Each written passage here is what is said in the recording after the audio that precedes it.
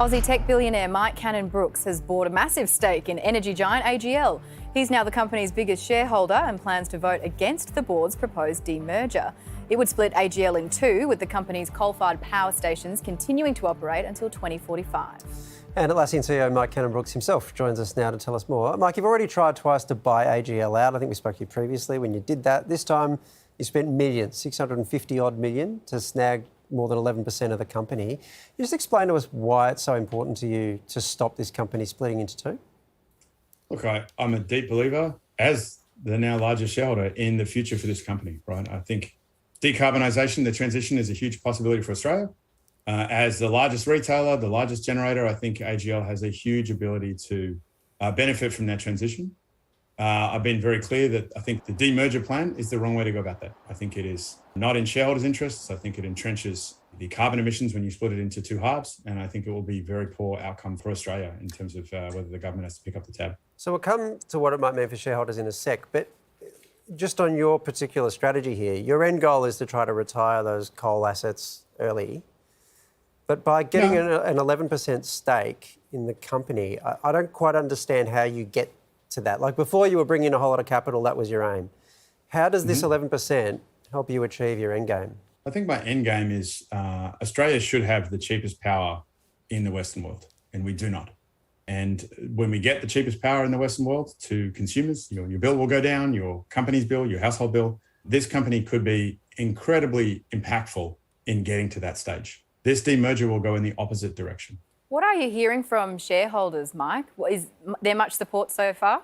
It's been amazing. I just heard from a large shareholder just about an hour ago that they were going to vote against it, and they're really appreciative of the public voice and putting multiple options on the table. I've heard from lots of small shareholders, a lot of words I probably can't say on TV, and emails, and other people saying that this is great. So it's been a pretty good day, to be honest. It's been bolstering the slings and arrows of the day in terms of the shareholders saying that. And I think what they appreciate is the honesty of someone telling them there are multiple options. Again, this is a shareholder base that's heard from the board.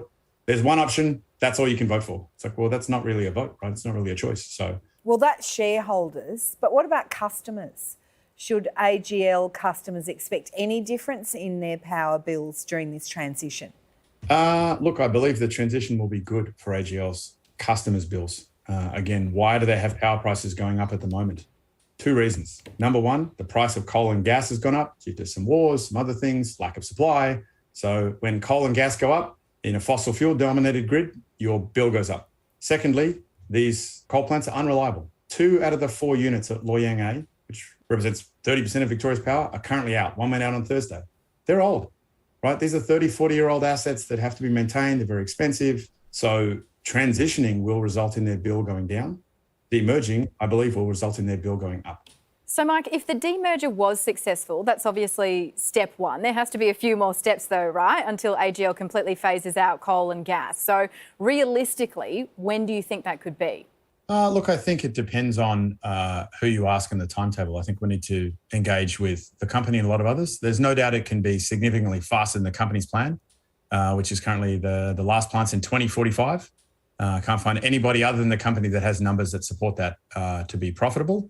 My guess is in the early 2030s is probably a reasonable enough time frame, aggressive enough to get people's bills down fast enough, and before the grid gets incredibly unstable due to the assets, but also with an ability to make that transition and give the workers and the communities and everything time to transition and move into new jobs and put other facilities into those places, much as the companies already doing at Liddell can be done exactly the same as Loy Yang and other places. So you own 11%. You're the biggest shareholder, but 11% is not a majority by any means. It's a long way from it. You need to win over other shareholders. You've previously tried to send the company private by sending in your own capital. That didn't work.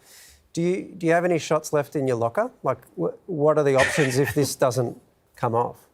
My wife will tell you I'm a pretty persistent person. So, look, it's a chess game, right? We were playing chess, not checkers. So this is certainly the move. And ahead of us is the demerger vote. And that's it's kind of a democratic process, right? All the shareholders get to vote. They get to listen to all the free flow of ideas and make their choice.